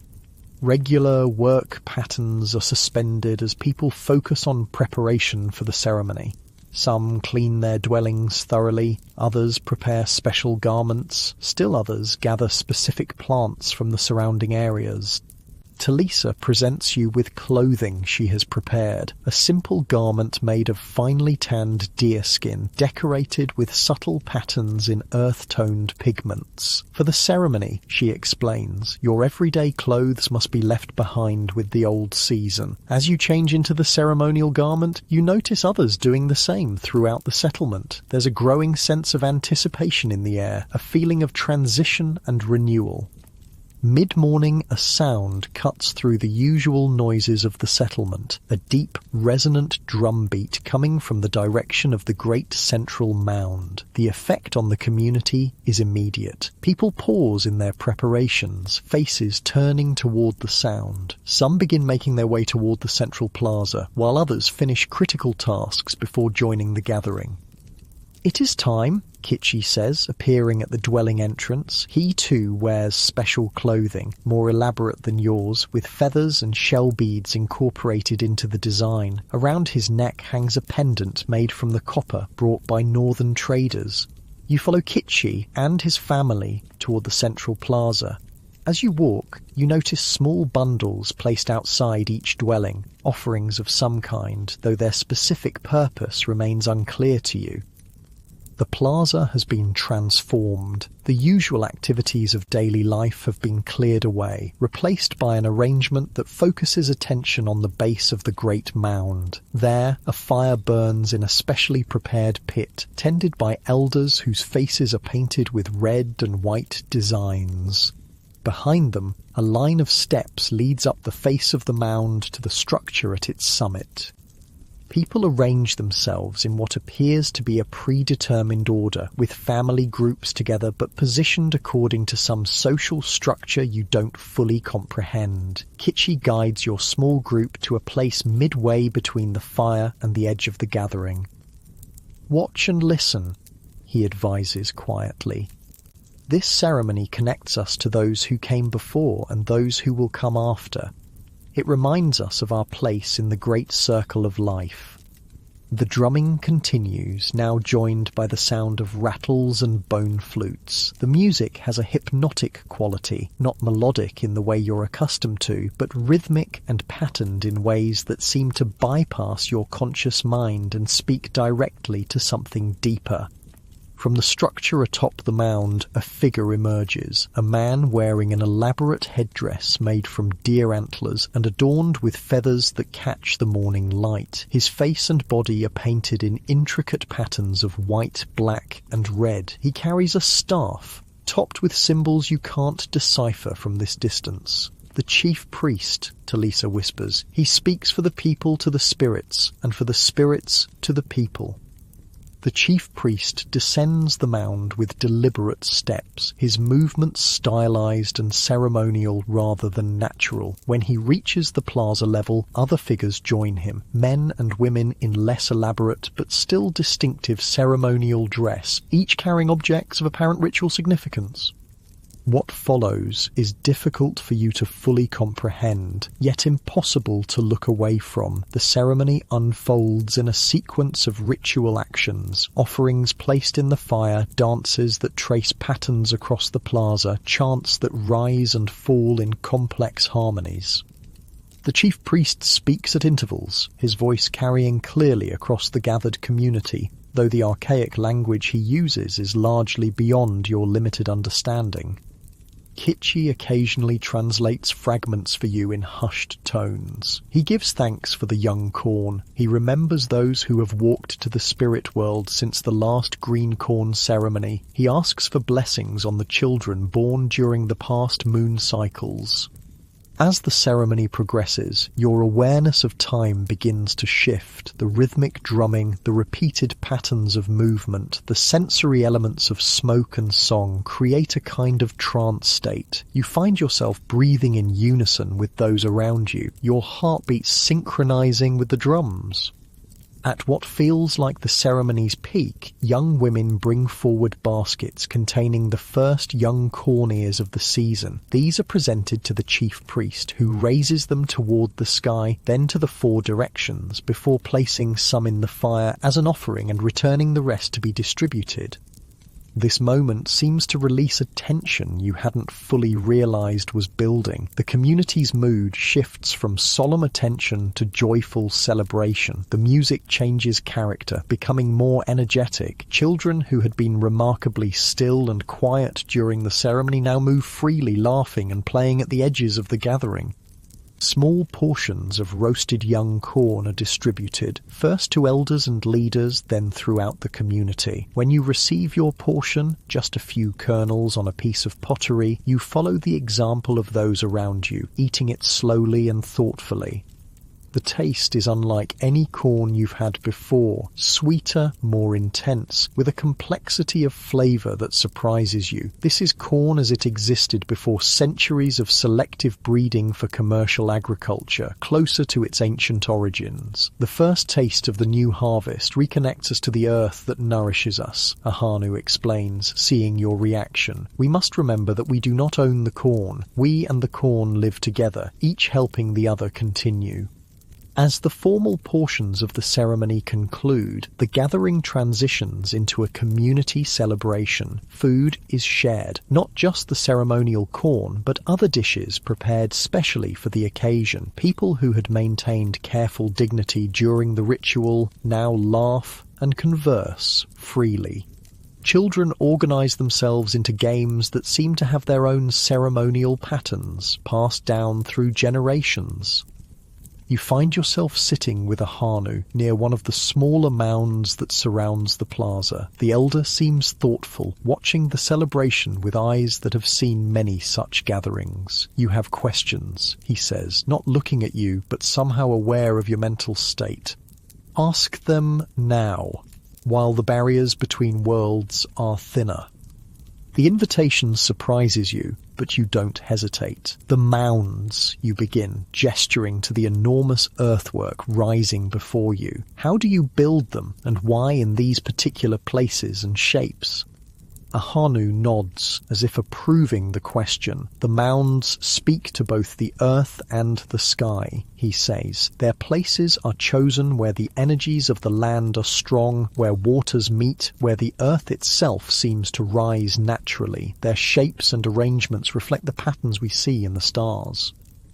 He points to the great central mound and the smaller ones surrounding the plaza. When the sun rises at the beginning of planting season, it appears directly over that smaller mound when viewed from the chief's house on the great mound. When the sun sets at harvest time, it disappears behind that mound there. He indicates another earthwork on the western side of the settlement. So they're like a calendar, you ask, beginning to understand. They mark time, yes, but they do more. They connect the patterns of the sky with the patterns of the earth. They remind us that what happens above also happens below. They focus the energies that allow our crops to grow, our children to thrive, our community to remain in balance. This explanation reveals a sophisticated understanding of astronomical alignments similar to those found in ancient structures around the world, from Stonehenge to the pyramids of Egypt and Mesoamerica. These people aren't simply piling earth to create impressive monuments. They're constructing carefully engineered structures that serve as astronomical observation tools and physical manifestations of their cosmological beliefs. How do you know where to place them to align with the sun and stars, you ask, curious about their methods without modern surveying equipment? Ahanu smiles slightly. We watch, season after season, year after year. Our grandfathers watched and their grandfathers before them. The sky tells its stories to those patient enough to listen. He explains how certain elders are dedicated sky watchers, tracking the movements of the sun, moon, planets and stars throughout the year. They use simple tools, sticks placed vertically to cast shadows, stones arranged to mark where celestial bodies rise and set, natural landmarks that frame significant astronomical events. The patterns repeat, Ahanu says, but never exactly the same. Sometimes the moon wanders from its usual path, sometimes stars disappear and new ones appear. We watch, we remember, we learn. You realize he's describing comets, supernovas, and other astronomical phenomena that occur irregularly. Without light pollution or telescopes, these ancient sky watchers would have had a clearer view of the night sky than most modern people ever experience. And the knowledge is passed down through, you prompt.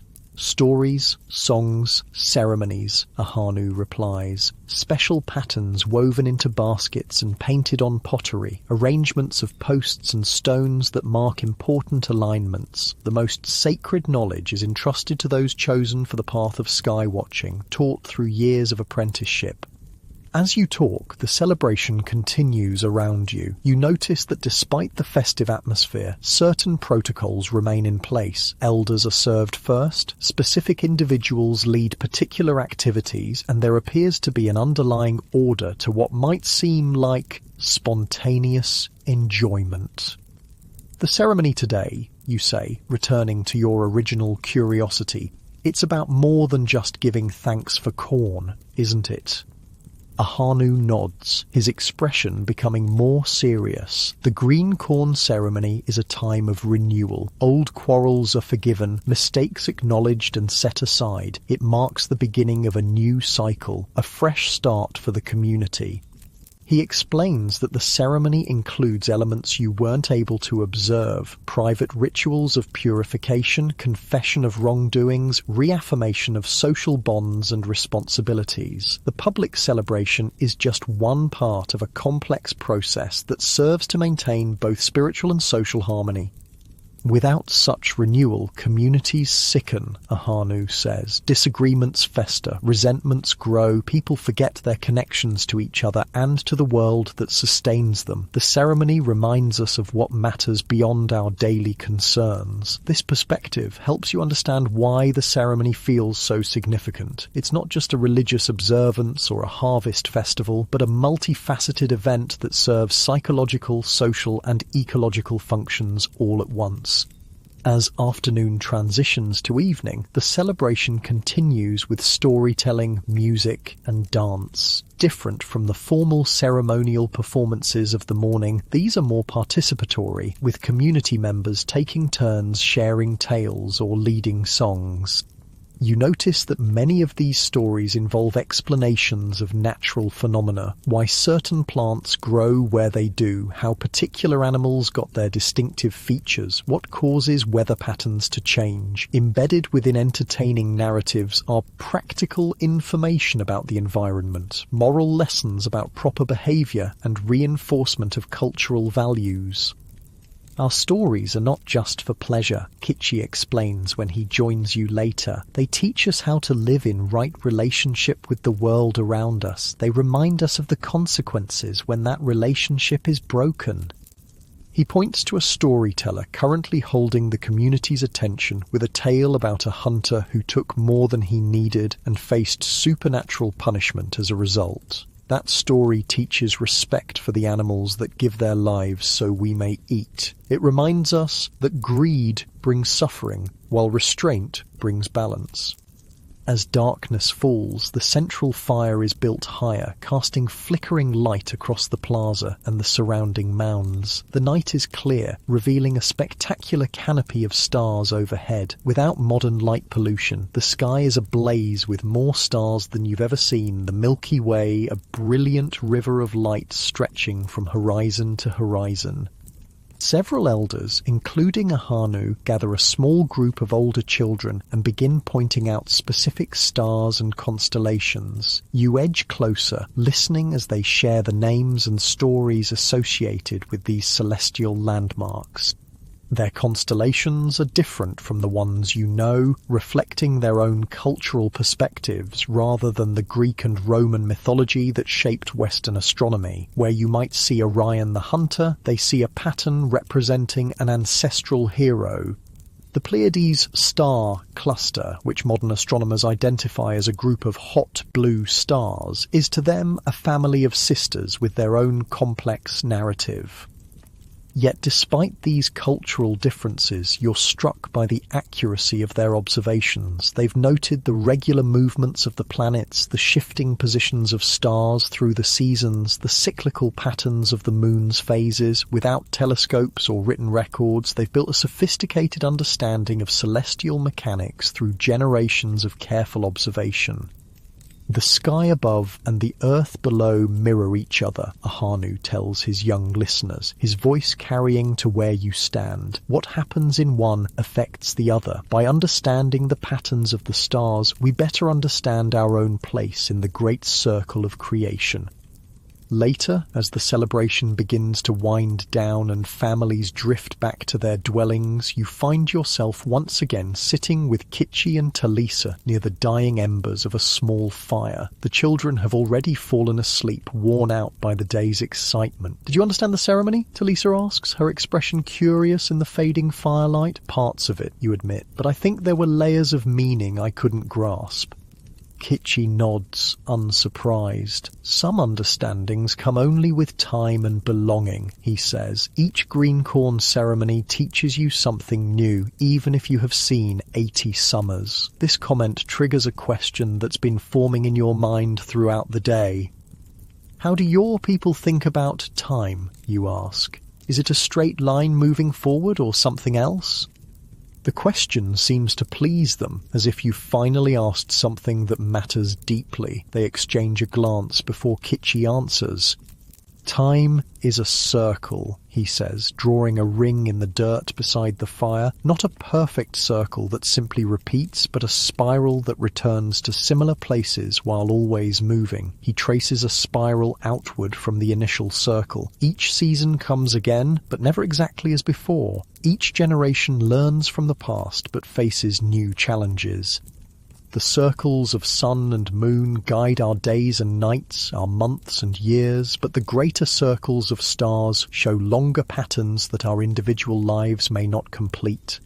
This cyclical perspective on time contrasts with the linear view that dominates modern thinking. You wonder how it shapes their approach to life, perhaps encouraging a longer-term vision, a deeper sense of connection to both ancestors and descendants, a recognition of patterns that modern society might miss in its constant push for progress and novelty. "Tomorrow, life returns to its usual rhythms," Talisa says, reading the tiredness in your face, "but we carry the renewal of the ceremony with us in our work. Sleep comes easily that night, your mind full of images from the day, the ceremonial fire, the chief priest's painted face, the distribution of sacred corn, the elders pointing out stars to attentive children. These fragments weave together in your dreams with everything else you've experienced in this ancient American world." You dream of corn growing tall under the summer sun, of bison moving across fire-renewed prairies, of canoes carrying goods along river highways, of forests managed with careful burning, of mounds aligned with solstices and equinoxes. In your dream, these elements aren't separate activities, but parts of an integrated whole, a way of life that connects people to each other and to the natural world that sustains them. When you wake the next morning, something feels different. The physical sensations are the same. The firmness of the sleeping mat beneath you, the cool morning air, the distant sounds of the settlement coming to life. But your perception has shifted somehow.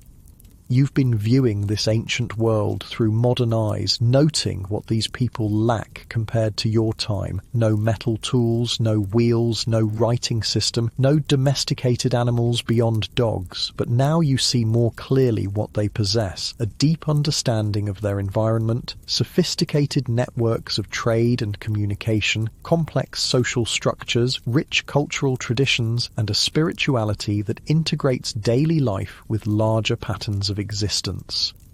As you rise and prepare for the day, you carry this new perspective with you. Joining Kitchi for the morning meal, you notice details you might have missed before: the careful craftsmanship of the wooden bowls, the precise knowledge of plant properties reflected in the food preparation, the subtle social cues in how family members interact.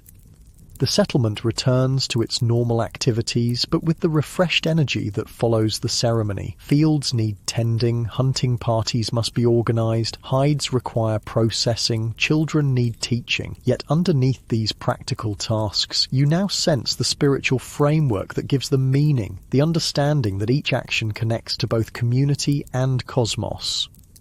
You spend the day helping with various tasks, moving between different work groups as you have throughout your time here, but now you ask different questions, seeking to understand not just how things are done, but why, the beliefs and values that guide choices about resource use, social organisation, and relationship with the environment.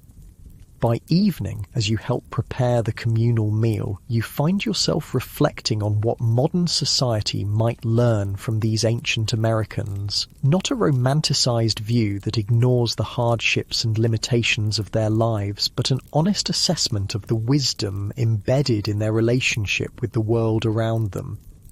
They understood ecological connections long before the science of ecology was formalized. They developed sustainable practices for managing resources, recognizing that their survival depended on maintaining the health of the systems that supported them. They created social structures that balanced individual needs with community welfare. They acknowledged the importance of both practical knowledge and spiritual meaning in creating a fulfilling human life. As darkness falls and the community gathers around evening fires, you find yourself experiencing a moment of clarity. The past and future seem to compress, allowing you to see this ancient world not as primitive or simple, but as a different and valid way of being human. With its own sophistication, its own technologies appropriate to its context, its own answers to the fundamental questions all societies must address.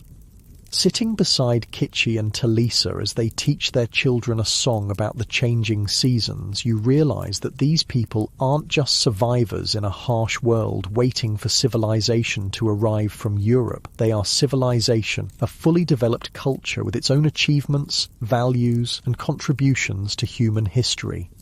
The stars emerge overhead, the same stars that guided these ancient astronomers in building their mounds, planting their crops, and navigating their world. The same stars that will still shine long after both their civilization and yours have passed into history. In their patient light, the artificial separation between past and present seems to dissolve, revealing the continuous thread of human experience across time. As the evening deepens and conversation gives way to quiet contemplation, you find yourself filled with gratitude for this journey into ancient America, not just for what you've learned about how people lived 1,000 years ago, but for what it's taught you about different ways of understanding what it means to be human in relationship with each other and with the earth. Sleep approaches once more, and as you settle onto your familiar sleeping mat, you carry with you a sense of connection that spans centuries. The challenges facing humanity have evolved, but the fundamental needs remain: for sustenance, for community, for meaning, for balance with the natural world.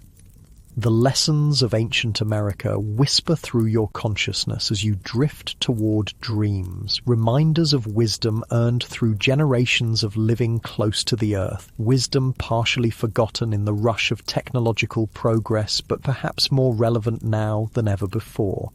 In these final moments of wakefulness, surrounded by the gentle sounds of a sleeping settlement beneath the vast star-filled sky, you understand that the story of ancient America isn't just about the past. It's about possibilities for human societies in any time. Possibilities for living with awareness of our place in the intricate web of life that sustains us all. The ancient and modern worlds touch across time in your drifting thoughts, each with lessons for the other, each part of the great spiral of human experience that continuously returns to similar questions while facing new challenges. And in this understanding, you find both peace and purpose as sleep finally claims you beneath the ancient American sky. The people you've come to know, Kitchi and Talisa, Ahanu and Wachui and all the others, will continue their lives in this place, tending their corn, hunting their bison, trading their goods, telling their stories, watching their stars. Their civilization will face challenges in the centuries to come, challenges, from history books, but they cannot foresee. Yet the wisdom they've developed through their intimate relationship with this land will endure in countless ways, influencing the continent's future even beyond the massive disruptions that await. As your consciousness fades into dreams, one final thought surfaces: that perhaps the greatest lesson of ancient America is the reminder that human ingenuity, adaptation, and meaning-making happen in all times and places, not just in the narrow slice of history and geography we typically celebrate. And in that recognition lies the seed of a more complete understanding of our shared human journey across time. Sleep now, cradled in the knowledge of ancient America, carrying its stories back with you wherever and whenever you go next. For in the end, all human stories are connected in the great web of existence, past flowing into present, present into future, in an endless cycle of renewal and remembrance.